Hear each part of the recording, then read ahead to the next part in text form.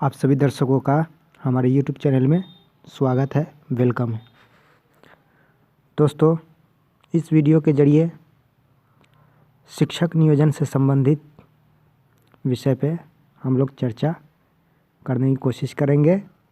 हम लोग शिक्षक नियोजन के संबंध में डिस्कस करेंगे।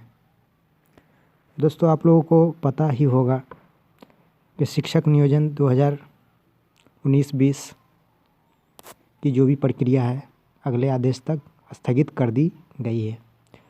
शिक्षा विभाग का नोटिस तो आप लोगों ने देखा ही होगा और इस वीडियो में हमने आप लोगों को दिखाने की कोशिश की है। आप लोग देख सकते हैं और पढ़ सकते हैं। इसका लास्ट जो लाइन है 6 नंबर, उक्त स्थिति में उक्त अधिसूचनाओं के द्वारा प्रारंभिक शिक्षकों के नियोजन की निर्धारित कार्रवाई को तत्काल स्थगित किया जाता है। वैधिक परामर्श के उपरांत नियोजन की कार्रवाई से संबंधित निर्देश पुनः निर्गत किया जाएगा। तो आप लोग समझ ही गए होंगे और आप लोगों को पता होगा। दोस्तों, इस विषय पे हम लोग चर्चा करेंगे कि शिक्षक नियोजन प्रक्रिया बहुत ही मुश्किलों, प्रयासों, मेहनतों, आंदोलन करने के बाद यह जो शिक्षक नियोजन की प्रक्रिया शुरू की गई थी शिक्षा विभाग के द्वारा, जो भी विज्ञापन निकाला गया था, कड़ी मेहनत, कड़ी तपस्या के बाद यह संभव हो सका था। सभी व्यक्तियों के सहयोग से, सभी दोस्तों के सहयोग से यह बहाली प्रक्रिया शुरू हुई थी।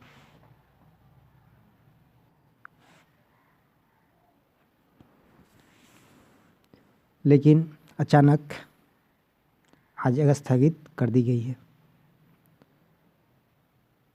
सभी अभ्यर्थी, सभी दोस्त यह उम्मीद लगाए बैठे थे कि 2020 में उनका नियोजन हो जाएगा और वो रोजगार पा सकेंगे।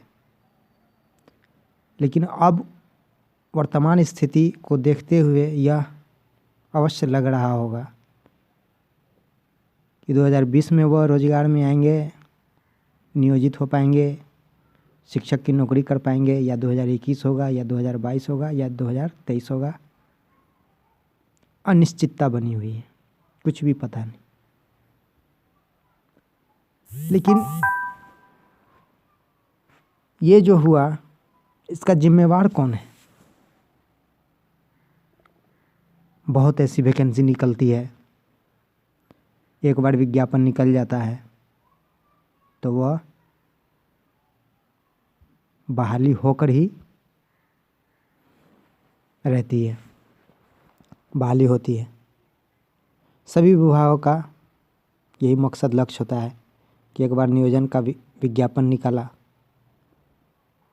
तो जितने पद के लिए निकाला गया सभी को नौकरी दे दी जाती है। लेकिन इस तरह की जो कार्रवाई है, इसके पीछे कौन है, किसका हाथ है, कौन जिम्मेवार है? सरकार के तरफ से है, या NIOS DLED वाले की तरफ से है, या रेगुलर DLED वाले की तरफ से है, या BEd वाले की तरफ से? आखिर किसने इस बहाली प्रक्रिया को पूर्ण होने में बाधा डाला, रुकावट डाला? तो अगर हम सोचेंगे और देखेंगे तो किसे जिम्मेदार ठहराएंगे, ये बताना मुश्किल है। लेकिन सभी ने जो कार्य किए हैं वो हम लोगों के सामने है।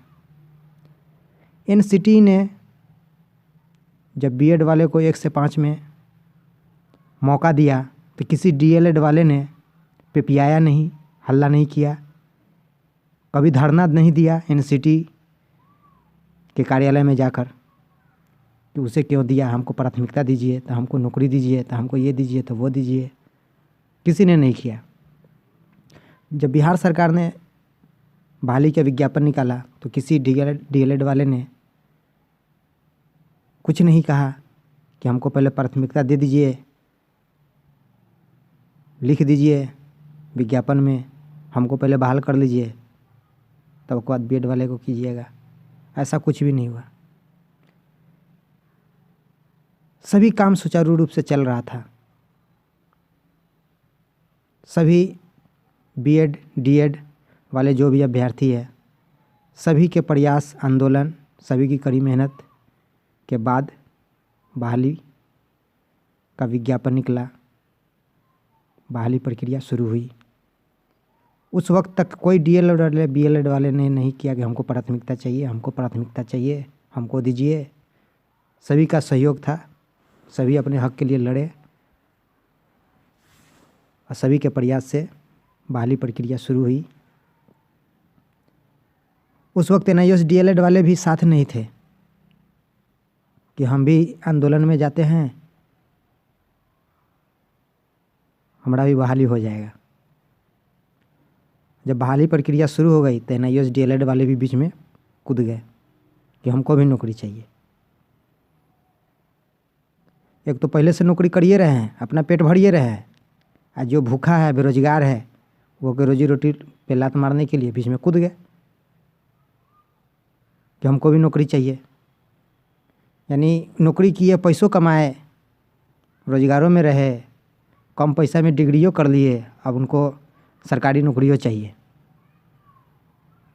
खैर जाने दीजिए, सबका अपना अपना सोच विचार है।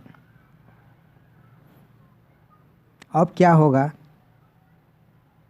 तो कोनो को पता नहीं। डीएलएड वाले प्राथमिकता के लिए आंदोलन करने लगे, उनको प्राथमिकता मिल ही गया। बीएड वाले अपना हक के लिए, अधिकार के लिए कोर्ट में केस किए।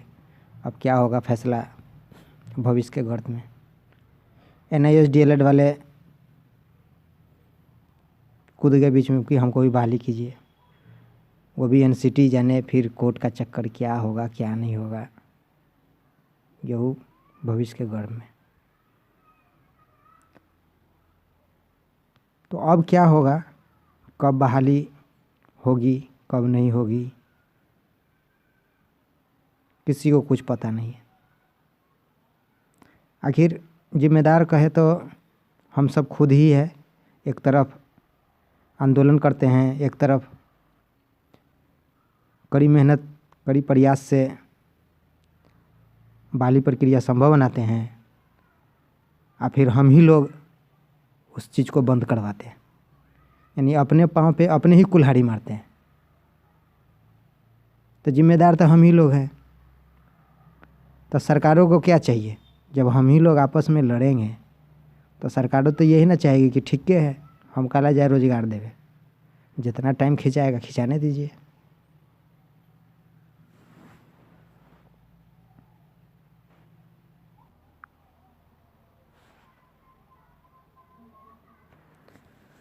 और एक बात इस वीडियो के माध्यम से हम कहना चाहेंगे कि एनआईओएस डीएलएड वाले जो सब कुछ फ़ायदा ले करके, और उनको और बड़का फ़ायदा चाहिए, जो बीएड डीएड सब अपना काम धंधा छोड़ के, अपना घर द्वार छोड़ के मेहनत किए, पढ़े लिखे, सीटेट टेट के तैयारी किए, तब उनको जाके बहाली प्रक्रिया में शामिल होने का मौका मिला।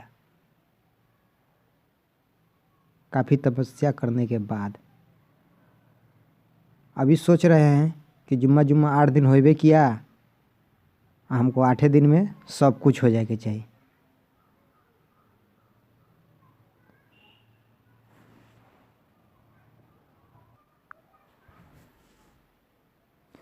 और जब सरकार एनआईओएस डीएलएड वाले को 18 महीना का कोर्स करवाया गया, आई लोग को पहले से पता था कि 2 साल का कोर्स सीटेट और स्टेट का जो टीईटी होता है उसमें वैलिड होता है। तो काहे ना पहले एनसीटी से पहले ही विचार विमर्श कर लिए कि हमको 2 साल के करवाइए, नहीं तो हमारा बाद में दिक्कत होए वाला है। तो उस समय ये लोग कोर्ट के चक्कर न लगाया, कोर्ट न गया। आज बहाली प्रक्रिया होए शुरू बीच में तो ये कोर्ट के चक्कर लगा रहे, ना अपने लेने देगा ना दूसरे को भी नौकरी करने देगा। अपने तो करिए रहा होगा नौकरी कहीं ना कहीं, जो ही 8,000 10,000 20,000 कमाइए रहा होगा। आज जो 1 रुपया ना कमा रहा है, आज जेके घर परिवार में 1 को कमावे वाला है, रोजी रोजगार के दिक्कत है, वो को ना दिक्कत है। जो कमा रहा है रोजी रोजगार में है वो सब तो सब प्राइवेट स्कूल में यहाँ हुआ सब नौकरी कर रहा है, सब पैसा कमा रहा है। ऊपर से इसको चाहिए पूरा गजेटेड ऑफिसर की नौकरी।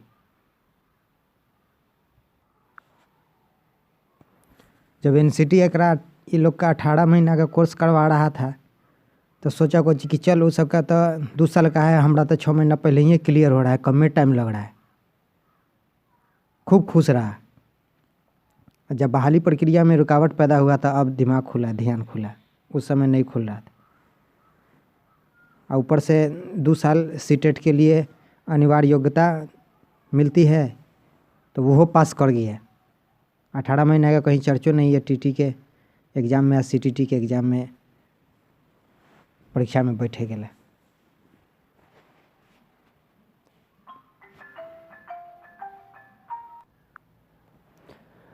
तो दोस्तों यही सब बात करनी थी इस वीडियो में, और इस वीडियो के माध्यम से हम यही कहना चाह रहे थे कि आखिर ये कब तक चलता रहेगा। बहाली प्रक्रिया शुरू होगी, फिर बीच में किसी न किसी तरह से, किसी न किसी परेशानी से फिर रुक जाएगी, फिर 1 साल स्थगित हो जाएगी, फिर 2 साल हो जाएगी। यह कब तक चलती रहेगी? आखिर हम लोग के प्रयास और हम लोगों की कड़ी मेहनत और हम लोग इस बहाली को शुरू कर सकते हैं और पूर्ण करवा सकते हैं बिना बाधा, बिना रुकावट के। और जो भी विभाग है उस पर दबाव डाल करके हम लोग अपना हक अधिकार, रोजी रोजगार प्राप्त कर सकते हैं। तो इस वीडियो में किसी की भावना को ठेस पहुंचाना या किसी का पक्षपात करना यह हमारा मकसद नहीं है, हमारा लक्ष्य नहीं है। अगर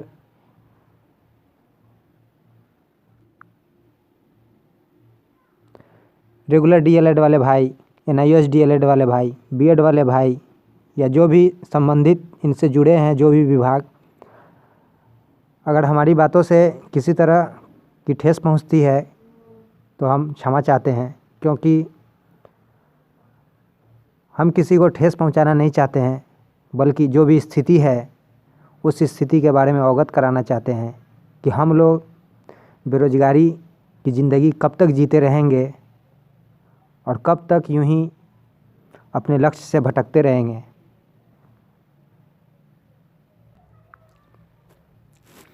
सभी अपने हक अधिकार के लिए लड़े, अच्छी बात है, सबको लड़ना चाहिए, लेकिन इस तरह से गैदरिंग करके कोई भी कार्य को पूर्ण नहीं होने देना ये सबसे बड़ी मूर्खता है।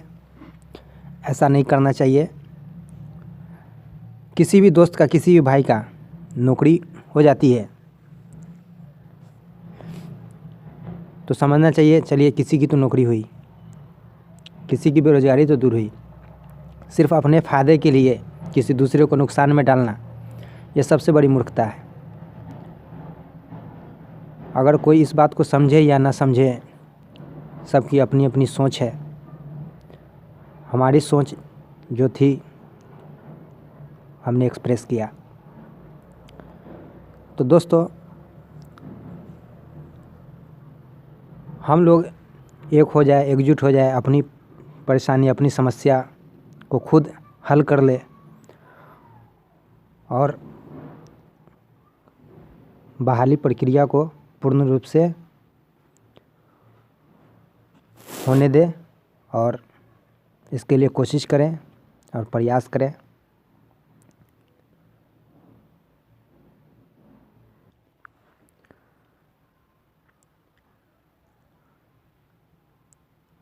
तो इस वीडियो में बस इतना ही। और हमारी कोशिश, हमारा प्रयास अच्छी लगी हो तो वीडियो को लाइक कीजिए, शेयर कीजिए, हमारे चैनल को सब्सक्राइब कीजिए। बस हमारी शुभकामना है कि सबको नौकरी मिले, सबको रोज़गार मिले। जो भी बाधा रुकावट है वो शीघ्र ही ख़त्म हो, समाप्त हो और जल्द से जल्द बहाली प्रक्रिया शुरू हो और हम लोग कोशिश करें। बस इस वीडियो में इतना ही। वीडियो देखने के लिए धन्यवाद।